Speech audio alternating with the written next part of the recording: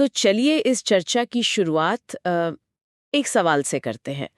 क्या रसायन विज्ञान में अणु मतलब मॉलिक्यूल्स हमारे दाएं और बाएं हाथ की तरह हो सकते हैं? ये सवाल बहुत दिलचस्प है। सोचिए, एक दूसरे की हूबहू आईने वाली छवि, पर फिर भी एक दूसरे पर पूरी तरह से फिट ना हो। हाँ, बिल्कुल हो सकते हैं। और ये सुनने में जितना आसान लगता है, केमिस्ट्री की दुनिया में उतना ही गहरा है। तो आज हम इसी दुनिया की पड़ताल करने वाले हैं। हमारा विषय है हैलोजन डेरिवेटिव्स में ऑप्टिकल आइसोमेरिज्म। हमारे पास जो स्रोत हैं वे इस विषय की गहराई में जाते हैं, अणुओं की 3D बनावट से लेकर इस बनावट का रासायनिक अभिक्रियाओं के नतीजों पर क्या असर पड़ता है, सब कुछ। बिल्कुल। और ये सिर्फ किताबों की थ्योरी नहीं है। हमारा मकसद ये समझना है कि ये दवाइयों से लेकर हमारे शरीर के काम करने के तरीके तक हर जगह कैसे लागू होती है। सही कहा। इस पूरी कहानी की शुरुआत होती है 1848 में एक युवा वैज्ञानिक लुई पास्चर की एक खोज से। हाँ, उन्होंने तो अनजाने में केमिस्ट्री की एक पूरी नई शाखा की नींव रख दी थी। बिल्कुल। तो चलिए लुई पास्चर के उस शुरुआती बिंदु से लेके आज की मॉडर्न केमिस्ट्री तक इस दिलचस्प आणविक दुनिया की परतों को खोलते हैं। सबसे पहले एक शब्द जो बार बार आएगा, कायरलिटी। इसका मतलब क्या है? कायरलिटी आसान भाषा में हैंडेडनेस है। हैंडेडनेस? हाँ, कोई भी चीज जो अपनी मिरर इमेज पर पूरी तरह से फिट ना हो, यानी सुपर इम्पोज ना हो सके, वो कायरल है। जैसे हमारा हाथ। ठीक है। हेलो एल्केन में ये तब होता है जब एक कार्बन एटम 4 अलग अलग ग्रुप्स से जुड़ा हो। इस खास कार्बन को हम कायरल सेंटर या असममित कार्बन कहते हैं। ठीक है, तो एक कार्बन और उससे जुड़े 4 अलग अलग साथी स्रोतों में 2-ब्रोमोब्यूटेन का उदाहरण है। क्या आप उसे थोड़ा समझा सकते हैं? जरूर। 2-ब्रोमोब्यूटेन में जो दूसरा कार्बन है वो एक तरफ ब्रोमीन से जुड़ा है, दूसरी तरफ हाइड्रोजन से, तीसरी तरफ एक मिथाइल ग्रुप और चौथी तरफ एक इथाइल ग्रुप। चारों ग्रुप अलग हैं। चारों बिल्कुल अलग। इसलिए ये अणु कायरल है। इसकी एक राइट हैंडेड फॉर्म होगी और एक लेफ्ट हैंडेड। और जो कायरल नहीं होते, जैसे 2-क्लोरोप्रोपेन, उन्हें अकायरल कहते हैं। 2-क्लोरोप्रोपेन में बीच वाला कार्बन 2 एक जैसे मिथाइल ग्रुप से जुड़ा है। अच्छा, तो 4 में से 2 साथी एक जैसे हो गए। हाँ, इसलिए उसकी मिरर इमेज उसी पर पूरी तरह फिट हो जाती है। जैसे कुर्सी की मिरर इमेज दूसरी कुर्सी पर, उसमें कोई हैंडेडनेस नहीं होती। तो हमारे पास ये कायरल अणु हैं जो जुड़वा बच्चों की तरह हैं, एकदम एक जैसे दिखते हैं, लेकिन फिर भी अलग हैं। रसायन विज्ञान में इनके लिए कोई खास नाम है? बिल्कुल, हम इन्हें एनांशोमर्स कहते हैं। एनांशोमर्स। और इन जुड़वाओं के साथ सबसे अजीब बात यह है कि इनके सारे फिजिकल गुण, melting point, boiling point, density, सब कुछ हूबहू एक जैसा होता है। अगर सब कुछ समान है तो उन्हें अलग करना तो बहुत मुश्किल होता होगा। मुश्किल, लगभग नामुमकिन। कम से कम सामान्य तरीकों जैसे डिस्टिलेशन या क्रिस्टलाइजेशन से तो बिल्कुल नहीं। और जब आप इन दोनों जुड़वाओं को यानी एनांशोमर्स को बराबर मात्रा में मिला देते हैं तो क्या होता है? जब दोनों का 50-50 मिश्रण बनता है तो उसे रेसिमिक मिश्रण कहते हैं। रेसिमिक मिश्रण। और दिलचस्प बात यह है कि ये मिश्रण ऑप्टिकली इनएक्टिव हो जाता है। यस, ये तो बड़ी अजीब बात है। 2 ऑप्टिकली एक्टिव चीजों को मिलाया और नतीजा ऑप्टिकली इनएक्टिव। ऐसा क्यों? क्योंकि एक एनांशोमर प्लेन पोलराइज्ड लाइट को जितनी डिग्री दाईं ओर घुमाता है, दूसरा एनांशोमर उसे उतनी ही डिग्री बाईं ओर घुमा देता है। सटीक। दोनों का असर एक दूसरे को पूरी तरह से कैंसिल कर देता है। और आपने कहा था कि ये दवा बनाने वाली कंपनियों के लिए एक बहुत बड़ी चुनौती है। बहुत बड़ी। कल्पना के लिए कि आपने एक दवा बनाई, लेकिन उसमें से आधी दवा बेकार है क्योंकि वो गलत हाथ वाली है, या इससे भी बुरा, वो हानिकारक है। और दूसरा जो जहर की तरह काम करे। बिल्कुल। 1950 और 60 के दशक की थैलिडोमाइड ट्राजडी इसका सबसे दुखद उदाहरण है। ओ हाँ। एक एनांशोमर गर्भवती महिलाओं को मॉर्निंग सिकनेस से राहत देता था, जबकि दूसरा एनांशोमर जो उसी दवा में मौजूद था, अजन्मे बच्चों में गंभीर जन्म दोष पैदा कर रहा था। ये तो भयानक है। इसीलिए सिर्फ सही एनांशोमर को बनाना या उसे रेसिमिक मिश्रण से अलग करना आज अरबों डॉलर का उद्योग है। वाह, तो ये सिर्फ एक थ्योरी नहीं बल्कि जिंदगी और मौत का सवाल हो सकता है। आपने कहा कि एक एनांशोमर प्रकाश को दाईं ओर घुमाता है और दूसरा बाईं ओर। मुझे लगता है अब ये समझने का सही समय है कि ऑप्टिकली एक्टिव होने का वास्तव में क्या मतलब है। ऑप्टिकल एक्टिविटी किसी कायरल कंपाउंड की प्लेन पोलराइज्ड लाइट के प्लेन को रोटेट करने की क्षमता है। और इसे मापते कैसे हैं? इसे पोलैरीमीटर नाम के एक इंस्ट्रूमेंट से मापा जाता है। अगर कंपाउंड लाइट को दाईं ओर यानी क्लॉकवाइज घुमाता है तो उसे डेक्स्ट्रो रोटेटरी या प्लस कहते हैं। और अगर बाईं ओर? अगर बाईं ओर यानी एंटी क्लॉकवाइज घुमाता है तो उसे लेवोरो रोटेटरी या माइनस कहते हैं। और एनांशियमर्स के मामले में ये हमेशा बराबर और उल्टा होता है? हमेशा। स्रोतों में एक बहुत अच्छा उदाहरण दिया गया है। अगर 2-एथिल 1-हेक्सेनॉल का S एनांशियमर प्रकाश को -20.05 डिग्री घुमाता है तो हम शर्त लगा सकते हैं कि उसका R एनांशियमर उसे ठीक +20.05 डिग्री घुमाएगा। एक भी डिग्री ज्यादा या कम नहीं? बिल्कुल नहीं। ठीक है, तो यहाँ से कहानी और भी दिलचस्प हो जाती है। अब तक हमने अणुओं की बनावट की बात की, लेकिन ये 3D बनावट असल में केमिकल रिएक्शंस के नतीजों को कैसे बदल देती है? स्रोतों में दो बहुत अहम रिएक्शंस SN1 और SN2 का जिक्र है। हाँ, और यहीं पर स्टीरियोकेमिस्ट्री का असली जादू दिखाई देता है। पहले SN2 अभिक्रिया को देखते हैं।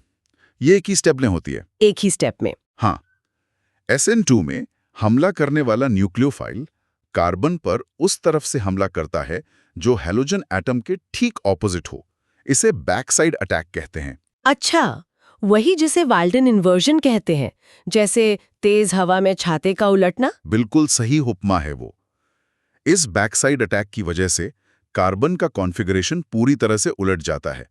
एक तरह से पूरा अणु अंदर बाहर पलट जाता है। मतलब अगर हम एक लेफ्ट हैंडेड मॉलिक्यूल से शुरू करें तो SN2 रिएक्शन के बाद हमें 100% राइट हैंडेड मॉलिक्यूल मिलेगा। सटीक। ऑप्टिकल शुद्धता बनी रहती है, लेकिन कॉन्फ़िगरेशन का पूरा इन्वर्जन हो जाता है। तो फिर SN1 अभिक्रिया में ऐसा क्या अलग होता है? SN1 अभिक्रिया 2 स्टेप्स में होती है और यही सारा अंतर पैदा करता है। 2 स्टेप्स? पहले स्टेप में कोई हमला नहीं होता। कार्बन और हैलोजन का बॉन्ड अपने आप टूट जाता है और एक कार्बोकेशन इंटरमीडिएट बनता है। और ये कार्बोकेशन खास क्यों है? क्योंकि ये sp2 हाइब्रिडाइज्ड और त्रिकोणीय समतलीय होता है। मतलब ये चपटा फ्लैट होता है। फ्लैट। और जैसे ही ये फ्लैट होता है, अणु की मूल कायरलिटी, उसकी हैंडेडनेस खत्म हो जाती है। तो इसका मतलब है कि अणु ने अपनी पहचान खो दी। वह न तो राइट हैंडेड रहा न लेफ्ट हैंडेड। हाँ, एक तरह से। अब दूसरे स्टेप में जब न्यूक्लियोफाइल हमला करने आता है तो उसे एक फ्लैट टारगेट मिलता है। वो ऊपर से भी हमला कर सकता है और नीचे से भी। तो दोनों तरफ से हमला करने की संभावना लगभग बराबर होती है? लगभग। असल दुनिया में कभी-कभी थोड़ा बहुत अंतर होता है, शायद 51-49 का, लेकिन सैद्धांतिक रूप से हमला दोनों तरफ से बराबर होता है। और इसका नतीजा होता है? दोनों एनांशियमर्स का 50-50 मिश्रण बनता है। यानी एक रेसिमिक मिश्रण। तो SN1 अभिक्रिया का अंतिम उत्पाद ऑप्टिकली इनएक्टिव होता है? सही। इस प्रक्रिया को रेसिमाइजेशन कहते हैं। और अगर किसी रिएक्शन में आपको रेसिमिक मिश्रण मिल रहा है तो ये इस बात का पक्का सबूत है कि रिएक्शन एक फ्लैट कार्बोकेटाइन इंटरमीडिएट के रास्ते से हुआ है। ये तो किसी जासूस के लिए फिंगरप्रिंट जैसा है। बिल्कुल। कमाल है। तो एक रिएक्शन आपकी स्टीरियोकेमिस्ट्री को पलट देता है और दूसरा उसे पूरी तरह से खत्म कर देता है। अब एक और पहेली, क्या ऐसा हो सकता है कि किसी अणु में कायरल सेंटर हो लेकिन फिर भी वो पूरा अणु ऑप्टिकली इनएक्टिव हो? हाँ, ऐसा भी हो सकता है। ये केमिस्ट्री की कुछ अजीब लेकिन दिलचस्प अपवादों में से एक है। अच्छा। ऐसे कंपाउंड्स को मेसो यौगिक कहते हैं, या ऐसे अकायरल कंपाउंड होते हैं जिनमें कायरल सेंटर मौजूद होते हैं।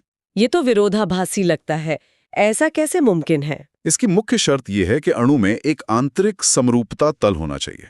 मतलब आप अणु को बीच से एक ऐसी काल्पनिक रेखा से काट सकें जिससे उसका एक आधा हिस्सा दूसरे आधे हिस्से की हूबहू मिरर इमेज हो। तो अणु के अंदर ही एक आधा हिस्सा दूसरे आधे के ऑप्टिकल रोटेशन को कैंसिल कर देता है? सटीक। इसे आंतरिक प्रतिकार कहते हैं। अच्छा। रेसिमिक मिश्रण में कैंसिलेशन 2 अलग-अलग अणुओं के बीच होता है, जिसे बाहरी प्रतिकार कहते हैं। मेसो कंपाउंड में ये कैंसिलेशन एक ही अणु के भीतर हो जाता है। ठीक है, तो इतने सारे आइसोमर्स, एनांशियमर्स, मेसो कंपाउंड्स, इन सब के बीच किसी खास अणु की 3D संरचना को बिना किसी कंफ्यूजन के कैसे बताया जाए? बिल्कुल सही सवाल। मतलब कागज पर कैसे दिखाया जाए कि हम राइट हैंडेड वाले की बात कर रहे हैं या लेफ्ट हैंडेड वाले की? इसी समस्या को सुलझाने के लिए कान इनगोल्ड प्रीलॉग या CIP सिस्टम बनाया गया। यह सिस्टम हर कायरल सेंटर को एक निरपेक्ष विन्यास देता है, या तो R या S। यह उस अणु का 3D एड्रेस जैसा है। और ये R या S तय कैसे होता है? इसके कुछ नियम हैं। पहला, प्राथमिकता। कायरल सेंटर से जुड़े चारों ग्रुप्स को उनके एटॉमिक नंबर के आधार पर 1 से 4 तक रैंक दिया जाता है। जिसका एटॉमिक नंबर ज्यादा, उसकी प्राथमिकता ज्यादा। हाँ, दूसरा अभिविन्यास। हम मॉलिक्यूल को अपने दिमाग में ऐसे घुमाते हैं कि सबसे कम प्राथमिकता वाला ग्रुप यानी नंबर 4 हमसे दूर चला जाए। और फिर आखिरी स्टेप असाइनमेंट। अब हम 1 से 2 से 3 तक का रास्ता देखते हैं। अगर ये रास्ता घड़ी की दिशा में मतलब क्लॉकवाइज है तो कॉन्फ़िगरेशन आर होता है, जो लैटिन शब्द रेक्टस यानी दायां से आता है। और अगर घड़ी की विपरीत दिशा में तो कॉन्फ़िगरेशन एस होता है, जो लैटिन शब्द सिनिस्टर यानी बायां से आता है। मुझे याद है जब मैं कॉलेज में ये सीख रहा था तो ये बहुत मुश्किल लगता था, अणुओं को अपने दिमाग में 3D में घुमाना। लेकिन एक बार जब आप इसे समझ जाते हैं तो ये एक बेहद शक्तिशाली टूल बन जाता है। स्रोतों में एक बहुत जरूरी बात पर जोर दिया गया है कि RS और प्लस माइनस के बीच कोई सीधा संबंध नहीं है। ये बात अक्सर कंफ्यूज करती है। और ये समझना बेहद जरूरी है। आर और एस अणु की वास्तविक 3D संरचना का एक नाम है जो नियमों के आधार पर तय होता है। ये उसकी बनावट है। बिल्कुल। जबकि प्लस और माइनस एक एक्सपेरिमेंट का नतीजा है कि अणु असल में प्रकाश को किस दिशा में घुमाता है। एक आर अणु प्लस भी हो सकता है और माइनस भी। इसका कोई सीधा अनुमान नहीं लगाया जा सकता। संरचनात्मक भिन्नता एनेंटियोमर्स को जन्म देती है, जिनके गुण लगभग समान होते हैं पर जैविक प्रभाव बहुत अलग हो सकते हैं। और फिर हमने देखा कि ये स्टीरियोकेमिस्ट्री रिएक्शंस को कैसे कंट्रोल करती है। SN2 में कॉन्फ़िगरेशन का उलटना और SN1 में रिसिमिक मिश्रण का बनना, ये सब उस अणुओं की 3D दुनिया की वजह से है। और अंत में हमने RS सिस्टम को समझा, जो हमें इस 3D दुनिया को 2D कागज पर साफ-साफ बताने में मदद करता है। इस पूरी चर्चा को समाप्त करने के लिए एक विचार छोड़ जाते हैं। स्रोतों में बार-बार बताया गया है कि ये जैविक प्रणालियों के लिए बहुत महत्वपूर्ण है। सोचने वाली बात यह है, हमारा शरीर खुद कायरल अणुओं से बना है। सही है। हमारे शरीर में लगभग सभी अमीनो एसिड लेफ्ट हैंडेड हैं और ज्यादातर शुगर राइट हैंडेड हैं। हमारा शरीर हैंडेडनेस को पहचानता है। तो ये ऐसा है जैसे हमारा शरीर एक ऐसी दुनिया है जहां सिर्फ बाएं हाथ के दस्ताने और दाएं पैर के जूते बनते हैं। बिल्कुल सही।